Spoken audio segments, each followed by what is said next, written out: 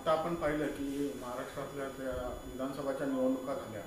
या निवडणुकीच्या अनुषंगाने संपूर्ण महाराष्ट्रामध्ये एक संभ्रम निर्माण झालेला आहे की जे काही निकाल लागलेले आहेत ते निकाल अतिशय वेगळ्या पद्धतीने लागलेले आहेत आणि हे जे काही निकाल लागलेले आहेत या निकालाबद्दल लोकांमध्ये खूप असंतोष आहे. त्याचबरोबर अनेक राजकीय पक्ष जे उमेदवार आहेत त्यांना सुद्धा या निकालावर आक्षेप आहे.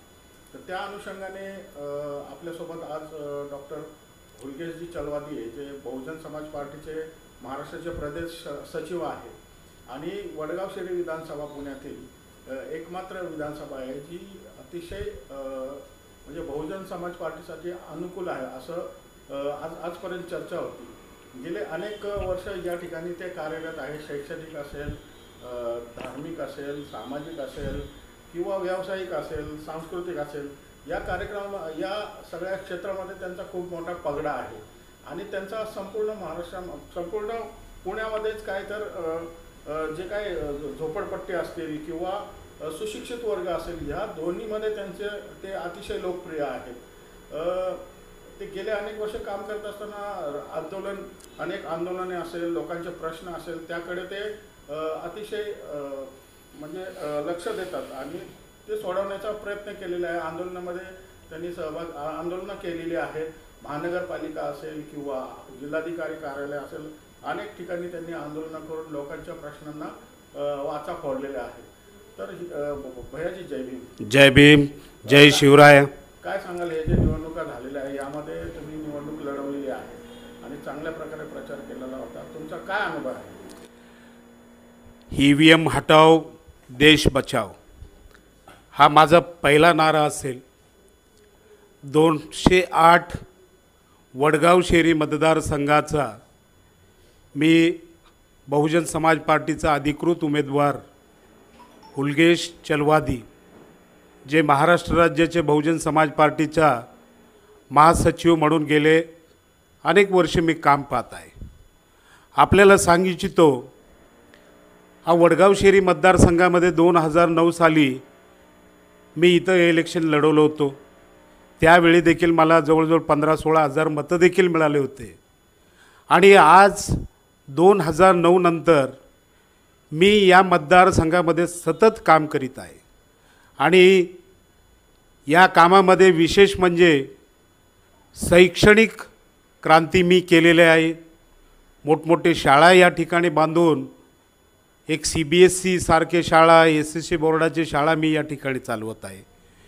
विविध संघटनेमध्ये मी काम करत आहे आणि विविध संघटनेबरोबर मी लोकांना रोजगार देण्याचा देखील काम करत आहे आणि त्याबरोबरीने अनेक धर्माबरोबर मी काम करत आहे आणि या मतदारसंघामध्ये माझ्या समाजाचे जवळजवळ 1 लाखापेक्षा जास्त मतदार आहे आणि माझ्या विरोधात जे 2 उमेदवार लढत होते हे दोन्ही प्रस्थापित होते आणि या प्रस्थापित असताना यांच्यामध्ये खूप मोठी लढाई होती. दोघांमध्ये एक दुसऱ्याबद्दल इतकं आरोप प्रत्यारोप करत होते आणि तसंच नव्हे तरी या दोन्ही एका पवार फॅमिलीतले उमेदवार होते आणि मी देशाच्या राष्ट्रीय पार्टीचा उमेदवार म्हणजे बहुजन समाज पार्टीचा उमेदवार होतो आणि हा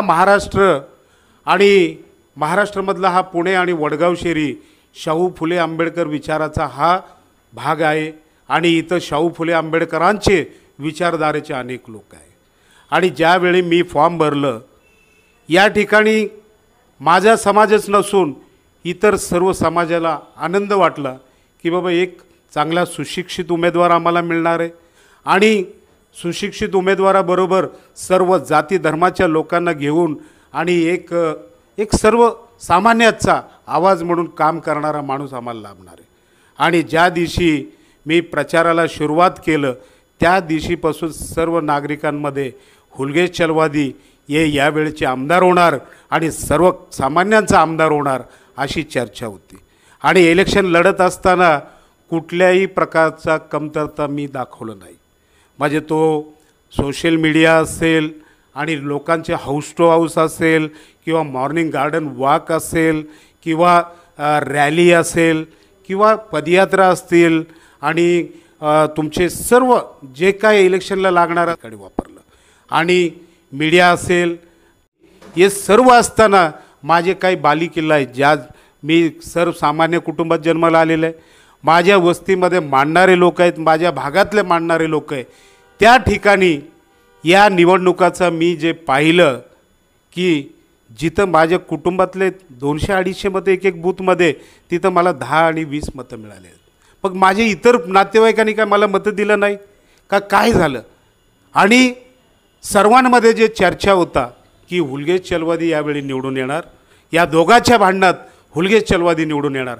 असं असताना देखील ज्यावेळी मतमोजणी झाले त्या मतमोजणीमध्ये जे मतं मी पाहिलं की 3762 मला धक्का बसला. मलाच नव्हे सर्व मतदारसंघातील नागरिकांना धक्का बसलं.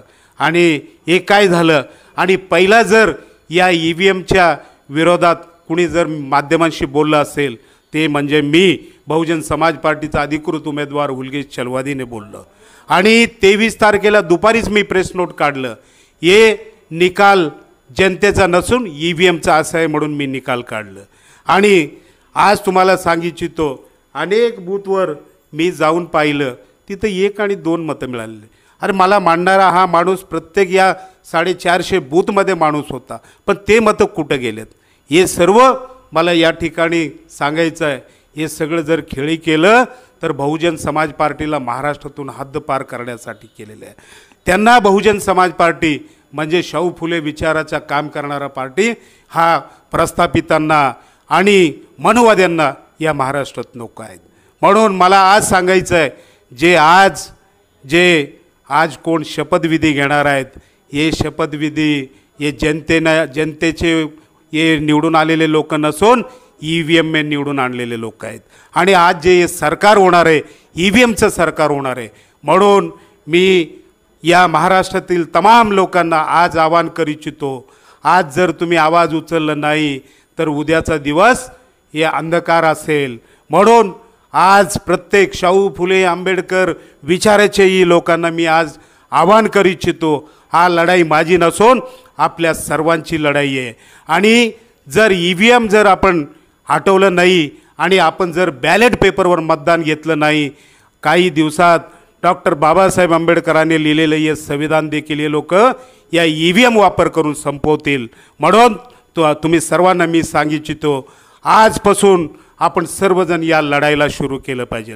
आपल्याला सांगू इच्छितो मी सर्व जे काय पेपर्स लागणार आहे मला सुप्रीम कोर्टात हायकोर्टात जाण्यासाठी त्याची प्रक्रिया मी सुरू केलेली आहे.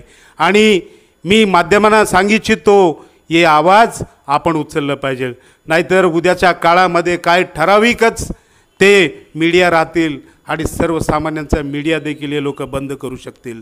आज देशामध्ये पूर्णपणे लोकशाही संपवण्याचं काम चालू आहे.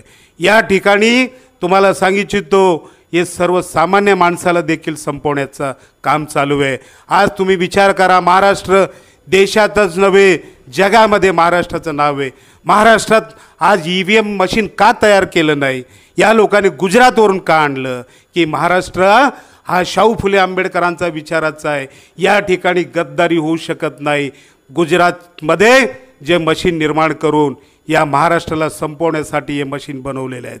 महाराष्ट्रातील तमाम मराठी बांधवांना देखील मी सांगू इच्छितो ज्या मतदारसंघामध्ये लाखापेक्षा जास्त माझ्या समाजाचे लोक राहतात त्या ठिकाणी आम्हाला मतं मिळत नाही. म्हणजे तुम्ही विचार करा, आज आम्हाला संपवलं उद्या तुम्हालाही हे लोक संपवतील. म्हणून हा लढाई माझी नसून आपल्या सर्वांची आहे. या लढाई कशासाठी? या देश वाचवण्यासाठी. आज यांनी महाराष्ट्र संपवलं उद्या भारत संपवतील. म्हणून हा लढाईमध्ये मी तर लढतच आहे, तुम्ही देखील सर्व लढा आणि आपला देश वाचवा. EVM हटाव देश बचाव याच्यासाठी काम करावं.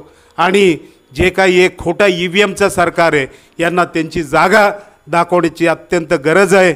एवढं सांगतो. पुन्हा एकदा सर्वांना आवाहन करतो, तुम्हाला सांगतो मी जनतेने मला निवडून दिलेले आहे, परंतु माझं जे आज या ठिकाणी हार दिसत आहे हे EVMमुळं दिसत आहे. तुम्ही खच्ची होऊन जाऊ नका की लढलं पाहिजे. जसं डॉक्टर बाबासाहेब आंबेडकर एकटे होते. एकटे असताना एवढं मोठं संविधान दिलं, या भारत देशात एकोपा निर्माण करून दिलं. तसं आज आपण सर्व माझ्या समाज बांधवांनाही सांगतो, आपली ऐक्याची गरज आहे. आपण ऐक्य केलं, या भारत देशाचं संविधान वाचू शकतो आणि या भारत देशाचं लोकशाही वाचू शकतो. तर तुम्ही सर्वांना मी नम्र विनंती करतो, हा आंदोलन जितकं छेडता येईल छेडा आणि आपण यश मिळवू. धन्यवाद. जय भीम, जय भारत.